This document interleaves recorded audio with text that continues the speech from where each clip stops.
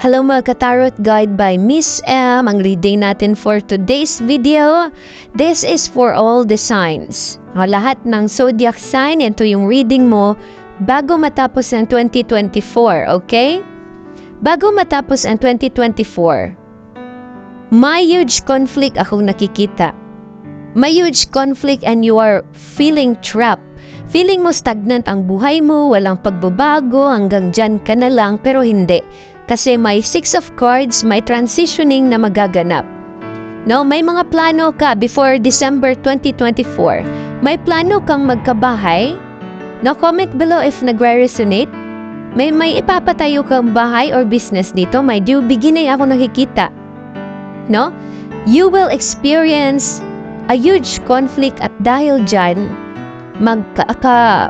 anxiety ka or stress. No? Mas-stress ka muna bago mo makamit itong tinatawag natin na long-term success. We have the King of Wands. Itong long-term success, ito ang magbibigay sa'yo ng mahabaang asenso sa buhay. At dahil dyan, all you have to do right now, kailangan mo maging contented, okay? Dapat kontento ka sa kung anong meron ka o bigay ni Lord ngayon. Always trust your guts. Don't trust easily, okay? And you have to renew your energy.